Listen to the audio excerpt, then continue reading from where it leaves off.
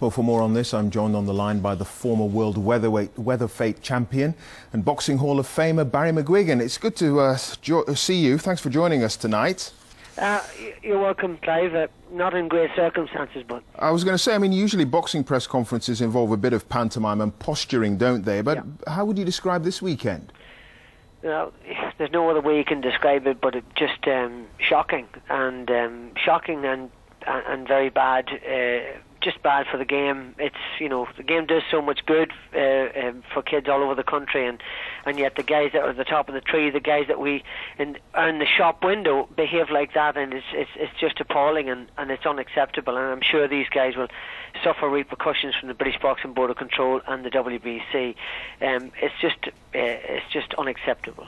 I mean, things didn't start off too well with Mr. Chisora slapping Klitschko at the weigh-in. What was all that about? I mean, have you seen anything like that in your life? Well, I've seen that before. I've seen the weigh-in, and many people thought it was premeditated and it was done, you know, just to get more interest in the fight. I don't believe that for 1 minute. Chisora is a very volatile character. He's done this before. He's kissed an opponent. He's bit one on the ear.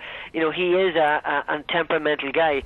But that didn't surprise me so much. What I thought was unacceptable was the spitting of the water at in his brother's face just before the fight started.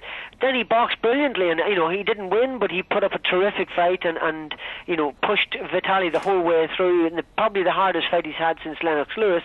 And then, of course, at the press conference, all hell broke loose with you know, David Haye gate crashing the press conference, and it just went from bad to worse. Sure. I mean, the British Boxing Board of Control, I mean, they're investigating what happened and have said there could be suitable punishments for those involved. What could these punishments involve? Well, it's very, very simple. I mean, at the moment, David Haye doesn't have a boxing license, but he will want to have a license to box again in the future. He probably won't get his license. Chisora will be severely chastised, and I think they'll take his license off him, probably fine him, and it'll be a long period of time before he'll get his license back again, I would imagine.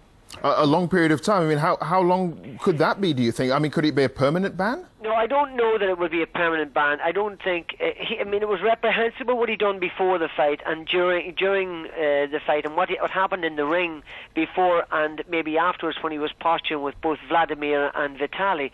But I think they'll probably ban him for a period of time. That could be a year, maybe 6 months. I don't know. I don't want to second guess what the Board of Control will do. Sure. But they will look on this very badly. And David Haye, I think that's another story completely. I mean, as you say, he doesn't have a license at the moment. It looks as if he wants to get one and certainly fight Mr. Chisora, at least in the ring. You think that could be in jeopardy as well? Without doubt, but, you know, don't forget, Clive, that if he doesn't get it here, he can always go to Europe. I mean, Danny Williams, who fought for the world title before, he didn't get his license. They thought he was over the hill, and he went to Latvia and got his license over there. So, you know, there's no reason why he couldn't go to Europe or even go to the States for that matter. So just because he won't get his license here doesn't mean he can't box on, but it's just the whole thing is very bad for the game, very bad indeed. It's very bad indeed. Another level completely. Yeah, I mean, very bad for the game. What does it say about the state of British boxing at the moment, certainly as far as heavyweights are concerned? Well, the British boxing scene is thriving at the moment, and the heavyweight division is thriving as well. Just, you know, we get the guys in the shop window who behave like that. We just think that all the other guys, all the other good guys, and there are many of them, thousands of young kids up and down the country who are working, striving very hard to make a name for themselves, and then the guys in the shop window behave like that.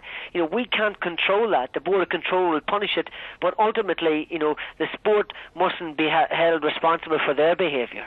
Sure, but you're a former world champion.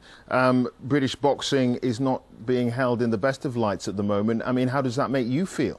It makes me feel very sad indeed, because the thing that we're not talking about was the performance from Derek Chisora. He actually performed very well. He pushed the champion the whole way. We're not talking about that. We're talking about what happened before the fight and what happened after it. And it's their behaviour outside of the ring is unacceptable, and I'm sure they're going to be punished for that.